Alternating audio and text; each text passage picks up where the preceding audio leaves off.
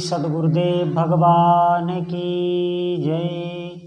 श्री सीताराम सरकार की जय। श्री गौरी शंकर महादेव की जय। श्री राधा रमण लाल की जय। सभी दर्शकों और भक्तों को कोटि कोटि प्रणाम। सबको प्रेम भरा जय जय श्री राम। आज का जो दिव्य सत्संग है वो सभी भक्तों को बहुत अनिवार्य रूप से सुनना है, पूरा सुनना है, निश्चित मानिए। आज मैं जो आपको साधना बताने जा रहा हूँ, इससे आपके जीवन के जितने भी शोक हैं, क्लेश हैं, भय है, धन की समस्या है, जितनी भी समस्याएं हैं, उन समस्याओं का निश्चित समाधान होता है। मैं विश्वास के साथ कहता हूँ, मैं ऐसे साधकों को जानता हूँ जिनका जीवन बिल्कुल इतना सुखमय हो गया है कि आप विश्वास नहीं कर सकते। तो आप बहुत ध्यानपूर्वक सुने। ऐसे मैं साधना आपको बताऊंगा, आपको करनी है, धैर्यपूर्वक करनी है, विश्वास करके करनी है और प्रीति से मन लगा के करनी है। तो बहुत ध्यान से। हम सभी लोग भगवान के ही अंश हैं और इस मृत्यु लोक में नाना प्रकार के दुख भोग रहे हैं। उनका जो शोक है ना, जो चिंता होती है, जो भय होता है, जो दुख होता है, वो निश्चित ही उसका दमन होगा। आप विश्वास करें। मैं ऐसे साधकों को जानता हूँ जिनका जीवन ऐसा था कि उन्होंने खुद मुझसे कहा था कि महाराज, मुझे ऐसा लगता है मुझे आत्महत्या करनी पड़ेगी।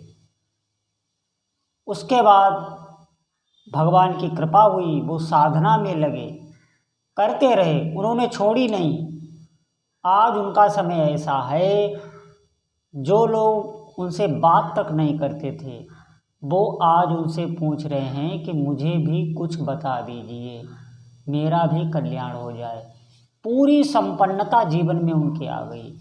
पारिवारिक सुख, सांसारिक सुख, शारीरिक सुख, क्योंकि शरीर भी इसमें निरोग रहने लगता है, सब सुख उनको मिलने लगे। भगवान की ऐसी कृपा होती है जीव पर। कब? जब वो निरंतर दृढ़ता से भजन करता है, अपने इष्ट देव का भजन करता है। और भजन भी कैसा? सांगोपांग भजन। सांगोपांग भजन का मतलब आप समझे? जैसे हम जीव से भगवान का नाम रटेंगे, ऐसे ही मन से भी उनका चिंतन करते हैं। हाथ से उनकी सेवा भी विराजमान करेंगे घर पे। उनको भोग लगाना, उनकी आरती करना, उनका ध्यान रखना कि हाँ, मैंने किसी को घर पे विराजमान किया है, मुझे उनकी देखभाल करनी चाहिए इस जिम्मेदारी से। तो क्या होता है, इष्ट देव में आसक्ति हो जाती है। निश्चित मानिए, ये जो मन है, भगवान ने कहा है इंद्रियाणाम मनास्मि, इंद्रियों में मैं मन हूँ। ये मन भगवान का अंश है और ये हम संसार में लगाते हैं, तभी इसे भय शोक चिंता रहती है। ये भगवान में ही लग के सुखी हो सकता है। निज सुख बिन मन होय किथीरा। जब तक अपना सुख जब तक प्रभु का सुख इसे नहीं मिलेगा, तब तक इसे सुख नहीं मिल सकता, ये स्थिर नहीं हो सकता। आप बात मानिए। और भगवान सिर्फ मन ही चाहते हैं, वो आपके भोग पदार्थ कुछ नहीं, आपकी सेवा कुछ नहीं चाहती। ये तो हम अपना भाव प्रकट करने के लिए उनकी सेवा करते हैं, उनको भोग लगाते हैं। उनको कुछ नहीं चाहिए, वो तो चिदानंदमय देह तुम्हारी। भगवान तो वो तो खुद हमको दे रहे हैं, पूरे ब्रह्मांड को वही दे रहे हैं। तो वो क्या आपसे चाहेंगे? ये हम अपनी भावना पुष्ट करने के लिए ये सेवाएं संत लोग बताते हैं। इससे आपको आसक्ति हो जाएगी। आसक्ति को आप क्या समझ रहे हैं? जो इष्ट देव हैं, जो प्रभु हैं, जो भी आपके इष्ट देव हों, उनसे आसक्ति होने का मतलब आप क्या समझते हैं? सभी सिद्धियों की दाता खान जड़ आसक्ति है। अपने इष्ट देव में अगर आपको आसक्ति हो जाए, जैसी आसक्ति हमें शरीर में है, परिवारीजनों में है, जानने पहचानने वालों में है। इतनी तक आसक्ति अगर हमें अपने इष्ट देव में हो जाए तो सभी सिद्धियां आपको मिल जाएंगी। अब आप समझें, भगवान आपके मन की सब कुछ जानते हैं। ये मन उन्हीं का अंश है। जैसे आप समझते हैं, जैसे कोई भी उपासक है, साधक है, वो अपनी बुद्धि की धरा से ही भगवान के विषय में सोचता है। जैसे कोई भी साधक है वो अपनी बुद्धि की धरा से ही भगवान के विषय में सोचता है।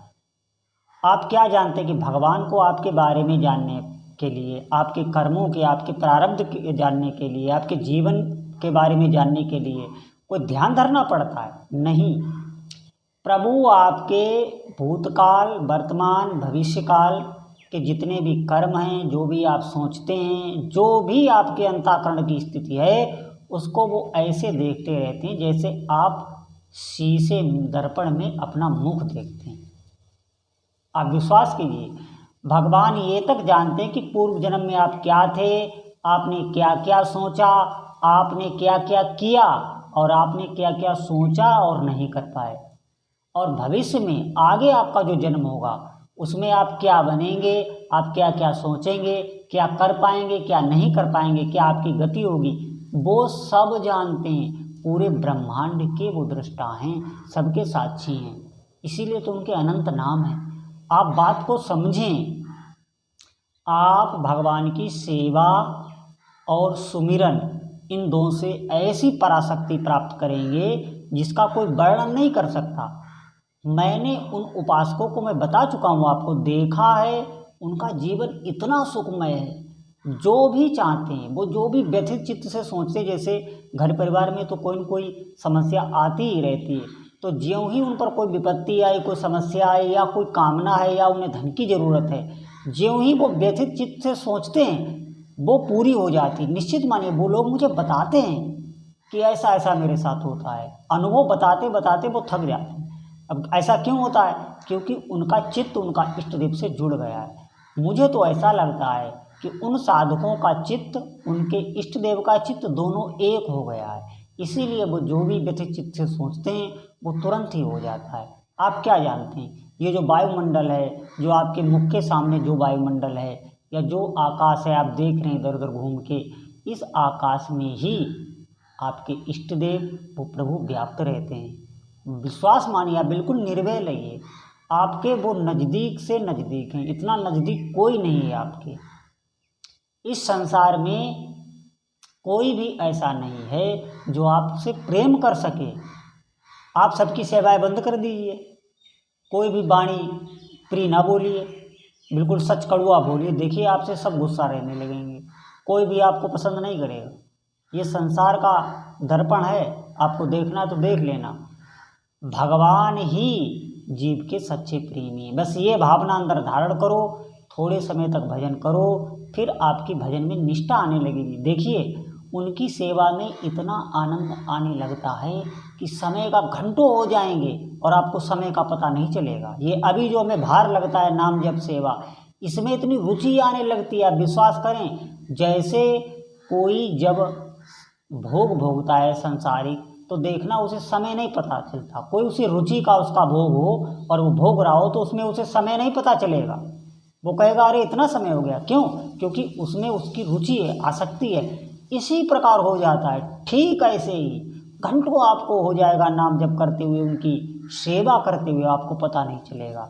और आपकी कामनाएं तो भगवान इतनी ध्यान रखते हैं भक्तों की, कि जैसे आप, भगवान ने कहा है प्रणत पाल कुटुंब रघुराई, भक्त के पूरे कुटुंब की कामनाएं भगवान पूर्ण करते हैं, रक्षा करते हैं। आप विश्वास तो करें इस बात पर, ये भगवान का वचन है।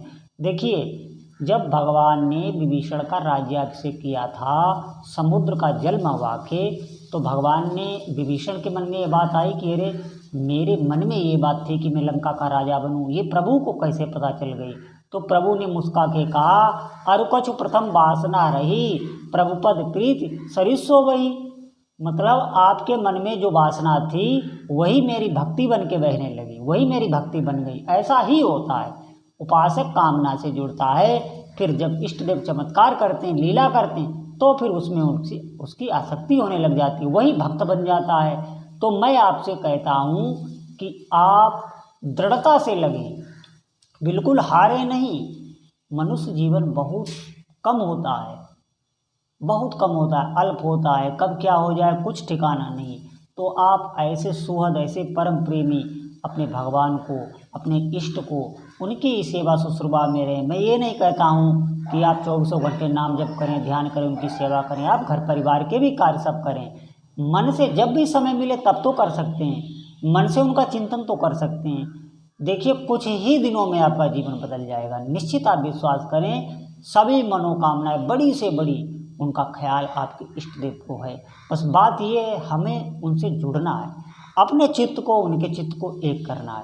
ये नाम ही कराएगा, दूसरा कोई साधन नहीं। तो आप नाम पर विश्वास करके जिह्वा से, बैखरी वाणी से निरंतर बोल के, चाहे मानसिक, आप उनके नाम का रटन करें। थोड़े ही दिनों में आपकी सब समस्याओं का हल होने लगेगा। भगवान आप पर कृपा करें, आपकी भक्ति बढ़े, आपको मन वांछित फल की प्राप्ति हो। बोलो जय जय श्री सीताराम।